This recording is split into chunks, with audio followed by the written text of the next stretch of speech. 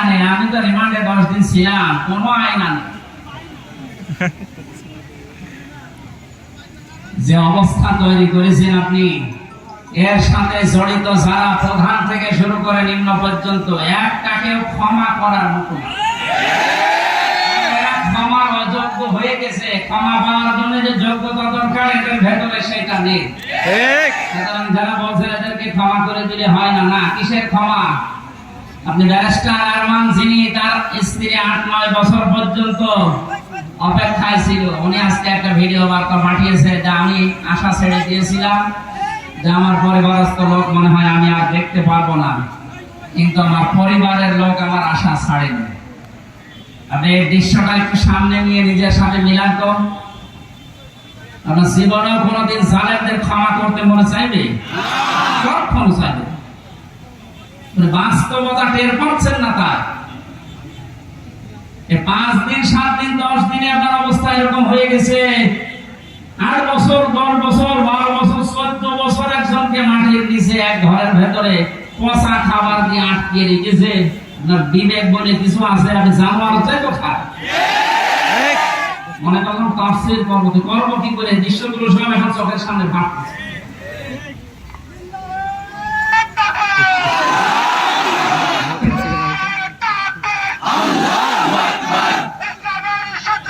হুশিয়ার সাবধান, ইসলামের শত্রুরা ঘরে ঘরে জালো।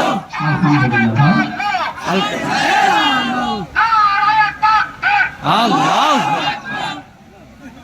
আমার ভাইরা, কোরআনে কারিমে আল্লাহ পাক জানিয়েছেন, মায়াশফা শাফাআতান হাসানাতান ইয়াকুল্লাহু নাসীবুম মিনহা ওয়া মায়াশফা শাফাআতান সাইয়্যাতান ইয়াকুল্লাহু কিফলুম মিনহা ওয়া কানা আল্লাহু আলা কুল্লি শাইইন মুকিতা। এই পৃথিবীতে কোন মানুষ যদি ভালো কাজের, সৎ কাজের, কল্যাণমূলক কোন কাজের সুপারিশ করে, সহযোগিতা করে, রায় দেয়, ভোট দেয়, সাপোর্ট করে, সমর্থন জানায়, ওই লোকটা ভালো কাজ করে যে সওয়াব পাবে, আপনি ওই ভালো কাজে শুধু রায় দেওয়ার কারণে, সাপোর্ট দেওয়ার কারণে একই সওয়াব পেয়ে যাবেন। সুতরাং এই সুযোগ কিন্তু সামনে আসতেছে। ভালো কাজ করা যায় যে সমস্ত মানুষের দ্বারা, আপনি যদি ওই জায়গায় যেতে না পারেন, যারা ভালো কাজ করবে এদেরকে আপনি অন্তত সাপোর্ট দিয়ে, সহযোগিতা করে, রায় দিয়ে বলেও এগিয়ে যাবেন। ভালো ভালো কাজ করে যত সওয়াব কিয়ামতে নিয়ে উঠবে, আপনি শুধু রায় দেওয়ার কারণে কিয়ামতে ওই সওয়াব উঠতে পারবেন। পরবর্তী শব্দ দেখেন, মায়াশফা শাফাআতান সাইয়্যাতান ইয়াকুল্লাহু কিফলুম মিনহা। মানুষ যদি অন্যায় কোনো কাজ করে আর এই কাজে যদি কেউ সাপোর্ট দেয়, রায় দেয়, ভোট দেয়, সমর্থন জানায়, খুশি হয়, ওই লোকটা অন্যায় করার কারণে যা পেয়েছে আপনি শুধু খুশি হওয়ার কারণে তাই পাবেন। এত জুলুম নির্যাতন দেখার পরও যদি কোনো মানুষ জালেমের পক্ষে রায় দেয়, ওই জালেম কিয়ামতে যেভাবে উঠবে আপনাকে আল্লাহ ওইভাবেই তুলবে।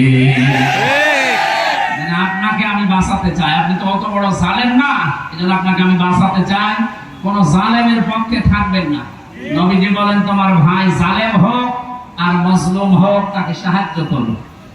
সাহাবী বলেন, হে নবী, আমার ভাই যদি মজলুম হয় তাকে তো সাহায্য করা যায়, কিন্তু জালেম হলে তাকে সাহায্য করবো কিভাবে?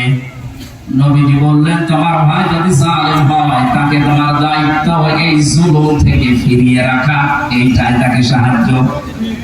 সুতরাং জীবন দিয়ে যে মানুষগুলো জালেমের কবল থেকে আমাদেরকে মুক্ত ভাবে এই দেশে বিচরণ করার সুযোগ দিয়ে গেল, এই মানুষগুলো কিয়ামতের দিন যেন শহীদ এই শব্দ নিয়ে উঠতে পারে, বলেন আমিন। ময়দানে মাহশারে আমলনামাটা, কিতাবটা যখন আপনার হাতে আল্লাহ তুলে দেবে, বলবে তুমি নিজেই যথেষ্ট, জান্নাতে যাবে না জাহান্নামে যাবে। আমি আমার ঈমান থেকে কথা বলছি। কারো দিকে না তাকিয়ে আবার নিজের দিকে আয়াতের সাথে মিলিয়ে বলেন তো, এখনই যদি মারা যান আর এই বইটা যদি আপনার সামনে তুলে ধরে বলে, বল হামজা তুই এইটা পড়ে যা, জান্নাতে যাবি না জাহান্নামে যাবি? কাবা শরীফ যখন তাওয়াফ করে মানুষ, আমি 16 সালে গিয়েছিলাম, গত বছরও গিয়েছি, বাস্তবতায় যেটা দেখলাম, ষষ্ঠ চক্করে মানুষ একটা দোয়া পড়ে আল্লাহর কাছে, আল্লাহুম্মা ইন্না আলাইয়া হুকুকান ফীমা বাইনি ওয়া বাইনিকা। কাবার সামনে নিয়ে বলে, রব্বুল আলামিন তুমি আমার মালিক, আমি তোমার গোলাম, তোমার ভেতরে আমার ভেতরে বহু দেনা পাওনা আছে, আমি বান্দা হিসাবে, দাস হিসাবে, গোলাম হিসাবে যা যা পাবো তুমি সেই বীর্য থেকে শুরু করে হামজা বানিয়ে সব দিয়ে দিয়েছো। আমি উল্লেখ করার মতো কিছু ছিলাম না। হাল আতাল ইনসানি হিনুম মিনাদ দাহরি লাম ইয়াকুন শাইআম মাযকুরা। আল্লাহু আকবার। মানুষ কি একটু চিন্তা করে না যে জন্মের আগে, এই পৃথিবীতে আসার আগে উল্লেখ করবো এমন কোন বিষয় লোকটা ছিল না। আজকে সভাপতির নামের নিচে দেখলাম লেখা বিশিষ্ট ব্যবসায়ী আলহাজ নুরুজ্জামান মুন্সি, কত সুন্দর নাম দিয়ে পেছনে ডিগ্রি লাগিয়ে দিয়েছে, উনি এই কাজ করে খায়। বয়স যদি এখন 60 বছর হয়, 61 বছর আগে এই নাম গন্ধ পৃথিবীর মানুষ জানতো?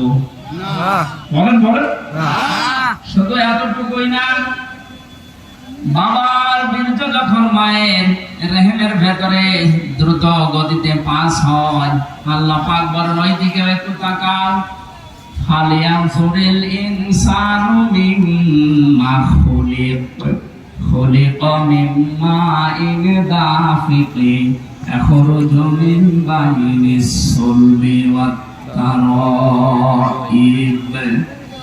মানুষকে নজর করে দেখে না কি জিনিস দিয়ে তাকে বানালাম।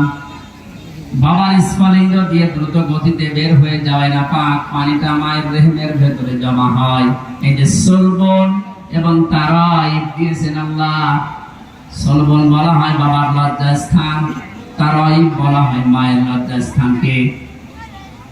এই দুইটা শব্দ আমি তাফসীরের ভেতরে ব্যাখ্যায় পেয়েছি। আল্লাহ বাবার ক্ষেত্রে 1 বচন দিয়েছেন, মায়ের ক্ষেত্রে বহু বচন দিয়েছেন। কেন দিলেন?